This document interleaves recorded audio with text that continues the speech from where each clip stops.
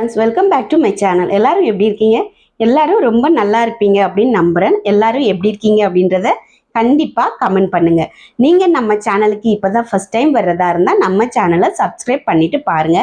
ஏன்னா நம்ம சேனல்ல நிறைய பியூட்டி டிப்ஸ், எக்ஸசைஸ் டிப், நிறைய கிச்சன் டிப்ஸ், அது மட்டும் இல்லாமல் உங்களுக்கு என்னென்ன டிப்ஸ் தேவையோ, என்னென்ன ஐடியாஸ் தேவையோ எல்லாம் நம்ம சேனலில் இருக்குது. உங்களுக்கு யூஸ்ஃபுல்லாக இருக்குமா இருந்தால் கண்டிப்பாக சப்ஸ்கிரைப் பண்ணிவிட்டு பாருங்கள். நம்ம சேனலில் இன்றைக்கி என்ன ஒரு வீடியோனா சூப்பர்வான டிப்ஸோடு தான் வந்திருக்கேன். நம்ம எல்லாருமே நம்ம வீட்டில் இருக்க அம்மா, பெரியவங்க, பாட்டி, தாத்தா எல்லாருமே சொல்லியிருப்பாங்க டெய்லி பால் குடிக்கிறது நல்லது அப்படின்னு. நமக்கு தெரிஞ்சதும் அதுதான், பால் டெய்லி குடிக்கணும். பால் குடிக்கிறது ஒன்றும் தப்பு இல்லை, நானும் அதை தப்புன்னு சொல்ல வரல. ஆனால் பால் குடிக்கிறதால சில பேருக்கு நிறைய பிரச்சனை வரும். ஜீரணமாகாது, சாப்பிட்ற சாப்பாடு ஜீரணமாகாமல் போகிறது. சில பேருக்கு முகத்தில் முகப்பாறு வரும், ஹார்மோன் இஷ்யூஸ் வரும். அது மட்டும் இல்லாமல் வயிறு உப்புசமாக இருக்கும். இந்த மாதிரி சில பிரச்சனை வர்றது உண்டு. அதை நம்ம கவனிக்கிறது இல்லை. அது என்னத்தினால வருது அப்படின்றது நமக்கு தெரியாது. என்னடா சாப்பிட்டா ஜீரணம் ஆகுது இல்லை, முகப்பாறு வருது, இப்படியே நம்ம வேறு ட்ரீட்மெண்ட் எல்லாம் எடுத்துட்டு இருப்போம். ஆனால் இதுக்கு மெயின் காரணமாக இருக்கிறது பால்.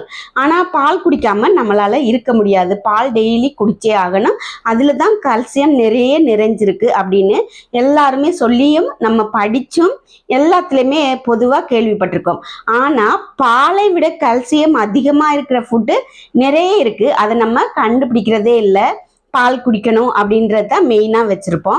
பாலுக்கு ஈக்குவலாக பாலை விட அதிகமான கல்சியம் இருக்கிற ஃபுட்டை சர்ச் பண்ணும்போது தான் எனக்கு இந்த ரிசல்ட் எல்லாம் கிடைச்சிச்சு. ஏன்னா என் வீட்டில் என்னோட பையனுக்கு பால் குடித்தா இதே பிரச்சனை வந்துட்டு இருக்கு. குடல் பிரச்சனை இருக்கிறவங்களுக்கு கூட பால் குடித்தா இந்த மாதிரி பிரச்சனை வரும். ஸோ அதை நான் சர்ச் பண்ணி பார்க்கும்போது பாலுக்கு பதிலாக என்ன கொடுக்கலான்னு சர்ச் பண்ணும்போது எனக்கு இந்த ரிசல்ட் கிடைச்சிச்சு.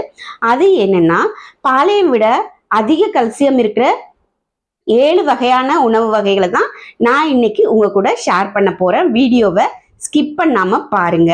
அது ரொம்ப விலை கொடுத்தெல்லாம் வாங்க வேண்டாம், நம்ம வீட்டு கிச்சன்லயே இருக்கும். கண்டிப்பா எல்லா வீட்டு கிச்சன்லயும் இந்த 7 உணவு வகைகளும் இருக்கும். அது என்னன்னு ஒன்னொன்னா பார்த்துடலாம். First one ragi. எல்லாருக்கும் தெரிஞ்ச கேழ்வரகு. கேழ்வரகு நம்ம வீட்டுல ஈஸியா கிடைக்கும்.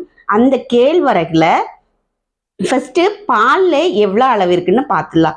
100 ml பாலில் ஒரு கிளாஸ் 100 ml வரும். அதில் 125 மில்லிகிராம் கல்சியம் இருக்குது. ஓகேவா? ஆனால் ராகியில் 100 கிராம் ராகியில் 344 மில்லிகிராம் கல்சியம் இருக்குது. பாலை விட ஒரே ஒரு 2 ஸ்பூன் ராகி நீங்கள் சாப்பிட்டீங்கன்னா உங்களுக்கு அதிகமான கல்சியம் கிடைக்கும். அது மட்டும் இல்லாமல் ராகி சாப்பிட்றது 35 வயசுக்கு மேலே நம்ம எல்லாருமே இந்த கேழ்வரகு ஃபுட்டை எடுத்துக்கணும். ஏன்னா நமக்கு போன் ஸ்ட்ரென்த்து 30-35 வயசுக்கு மேலேயே தேவைப்படுது. எல்லாருக்கும் முட்டி வலி, ஜாயிண்ட் வலி, இதெல்லாம் எதனால வருது? எலும்பு பிரச்சனைகளால் வருது. இந்த எலும்பு பிரச்சனைகள் இல்லாமல் இருக்கணும்னா கண்டிப்பாக கேழ்வரகு உணவு வகைகளை நம்ம சாப்பிடணும். நல்லா எலும்பு ஸ்ட்ரென்த்தாக இருக்கிற, போன் ஸ்ட்ரென்த்தாக இருக்கிறதுக்கு இந்த ராகி ரொம்ப யூஸ் ஆகுது. அது மட்டும் இல்லாமல் கேழ்வரகு சாப்பிட்றதுனால நமக்கு சுகர் நல்லா கண்ட்ரோல் ஆகுது. இதெல்லாமே நமக்கு தெரிஞ்ச விஷயம். ஸோ கல்சியம் அதிகமாக இருக்கிற ஃபுட்டை இப்போ நம்ம பார்த்து கொண்டிருக்கோம். அடுத்தது கொள்ளு. கொள்ளு உங்கள் எல்லாருக்குமே தெரிஞ்சது. நம்ம கொழுப்பை அறவே கரைச்சிரும். இந்த கொள்ளுல ஒரு 100 கிராம் கொள்ளுல 287 மில்லிகிராம் கல்சியம் இருக்கு. ஸோ பாலை விட இந்த மாதிரி ஃபுட்ல நமக்கு கல்சியம் அதிகமாகவே கிடைக்குது. அதுக்காக பாலை குடிக்க வேணாம்னு சொல்லலை.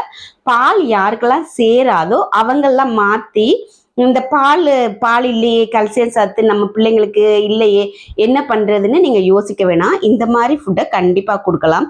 மூணாவது வெள்ளை எள்ளு.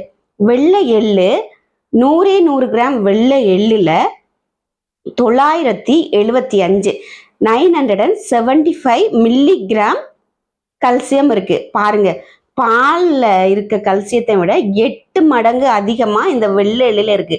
ஒரே ஒரு ஸ்பூன் வெள்ளை எள்ளு உங்களுக்கு அரை டம்ளர் பாலுக்கு ஈக்குவலாக இருக்குது. அப்போது நம்ம இந்த வெள்ளை மட்டும் இல்லை, கருப்பு எள்ளுலையும் சேம் 100 கிராம் கருப்பு எள்ளில் இதே அளவு 975 மில்லிகிராம் கல்சியம் சத்து அதிகமாக இருக்குது.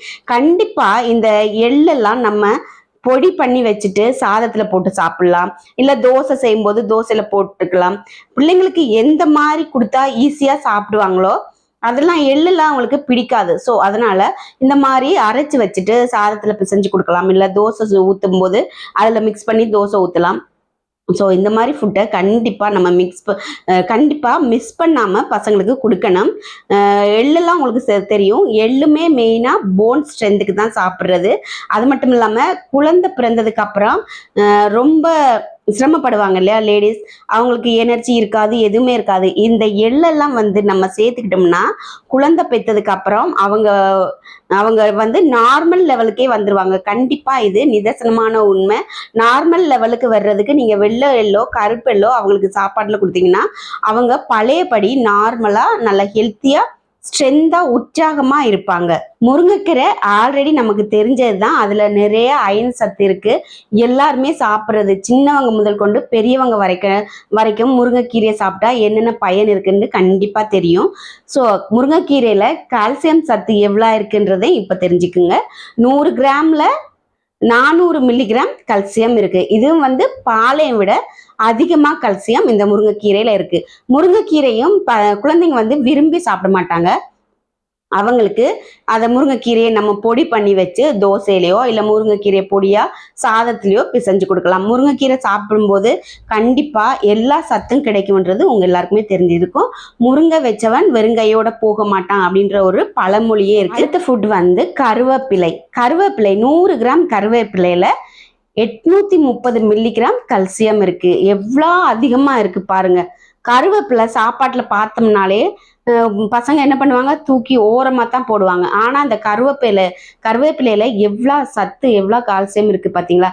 கருவேப்பிலையும் அதே மாதிரி நம்ம முருங்கைக்கீரை மாதிரி பொடி பண்ணி வச்சுட்டு ரைஸ்ல இல்லை தோசை செய்யும் போது கொடுத்தோம்னா இந்த மாதிரி சாப்பிடுவாங்க. கருவேப்பிலையால முடி நல்லா வளரும், உங்களுக்கு எல்லாருக்குமே தெரியும். நரம்பு சம்பந்தப்பட்ட பிரச்சனை கூட கருவேப்பிலை ரொம்ப ரொம்ப ஹெல்ப்ஃபுல்லா இருக்கு. அது மட்டும் இல்லாம கருவேப்பிலையை சாப்பிட்டீங்கன்னா முகம் நல்லா பளபளன்னு பளிச்சுன்னு வரும். இதுவும் வந்து சர்ச்சில் நான் தெரிஞ்சுக்கிட்டதான். கண்டிப்பா கருவேப்பிலையை சாப்பிட்டு பாருங்க, உங்க வந்து முகம் வந்து ரொம்ப பொலிவா மாறும். வந்து பாதாம், 100 கிராம் பாதாம்ல 264 மில்லிகிராம் கல்சியம் இருக்கு. பாதாம் வந்து நம்ம தெரியும், ஆனா வந்து நிறைய பேரால பாதாம்லாம் காஸ்ட்லியா இருக்கு, வாங்க முடியாது அப்படின்னு சொல்லுவாங்க. அப்படியெல்லாம் இல்லை. டெய்லி ஒன்று இல்லைன்னா 2 நைட்ல ஊற வச்சுட்டு தோலை உரிச்சு சாப்பிட்டா அந்த பாதாம்ல அவ்வளோ சத்து இருக்கு. உங்க எல்லாருக்குமே தெரிஞ்சிச்சு, பாதாம் சாப்பிட்றதும் ரொம்ப ரொம்ப ஹெல்த்தியானது. இப்ப பாலையும் விட அதிக கல்சியம் இருக்கிற 7 வகையான உணவை நான் உங்களோட ஷேர் பண்ணியிருக்கேன்.